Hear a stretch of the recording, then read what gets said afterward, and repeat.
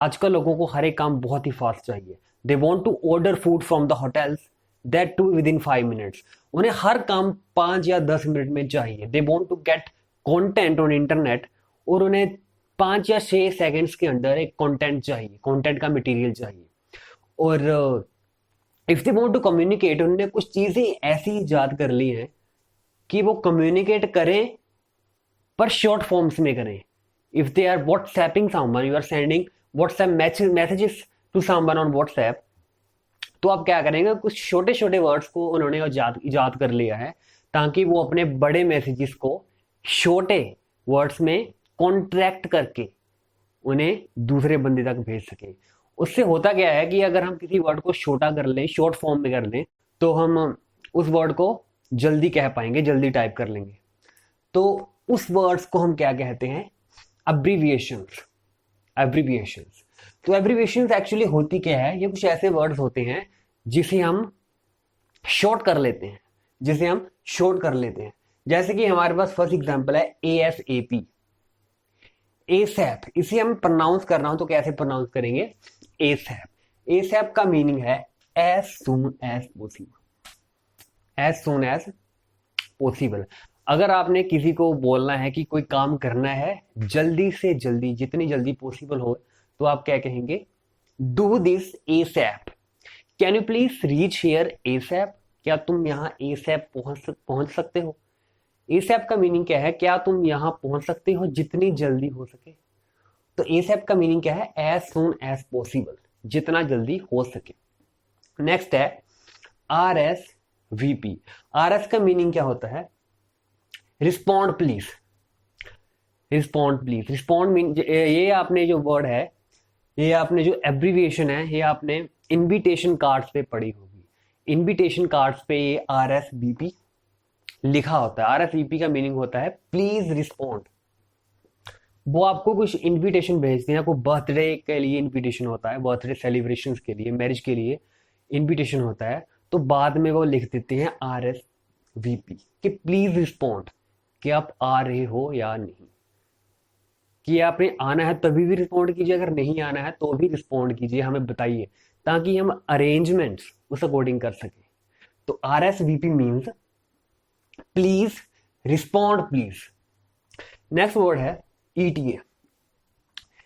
Next abbreviation ETA है, इसका मतलब है estimated time of arrival. Estimated time of arrival.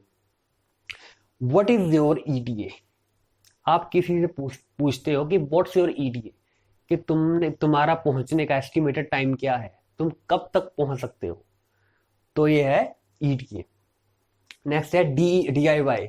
ये आपने एब्रीविएशन है, वो ये कई जगह सुनी होगी, इंटरनेट पे सुनी होगी DIY, या आपने Amazon या फ्लिपकार्ट पे ये वर्ड सुना होगा DIY। इसका मतलब है डू इट योर सेल्फ। कोई प्रोजेक्ट होता है या कोई काम होता है जिसे आपको खुद करना पड़ता है, जैसे कि DIY प्रोजेक्ट वर्क। कुछ ऐसा वर्क होता है, प्रोजेक्ट होता है जिसे आपको खुद को करना पड़ता है। जैसे कि स्कूल हमें काम देते हैं, बच्चों को काम देते हैं, you have to DIY it. आपको वो बताते हैं कि आपको ये प्रोजेक्ट तैयार करना है, आपको कोई चीज तैयार करनी है, you have to do it yourself, you have to DIY।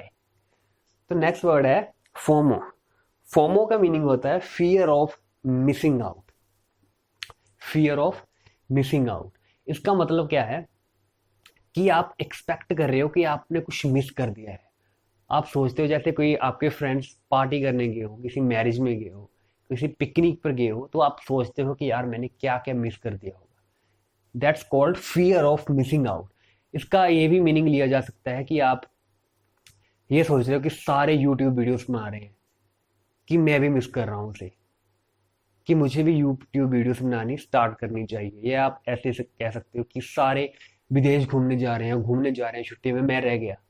तो इसमें इसको क्या कहते हैं, फियर ऑफ मिसिंग आउट, कि आपको फियर है कि आपने बहुत कुछ मिस कर दिया है। नेक्स्ट है BTW, बाय द वे।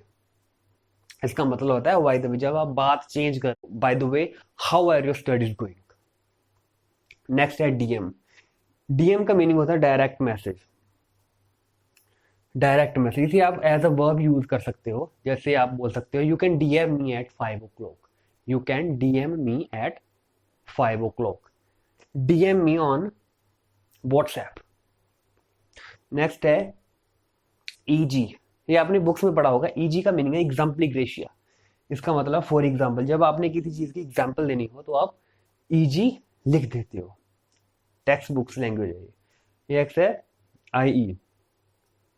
इसका मतलब है दैट इज. जब आप किसी चीज की और ज्यादा एक्सप्लेनेशन करते हो, जैसे कि या कोई कॉम्प्लेक्स चीज है, तो आप उसके बाद लिखते हो that is, that you are adding something else, that you are adding some another sentence or something else in support of something that you said before.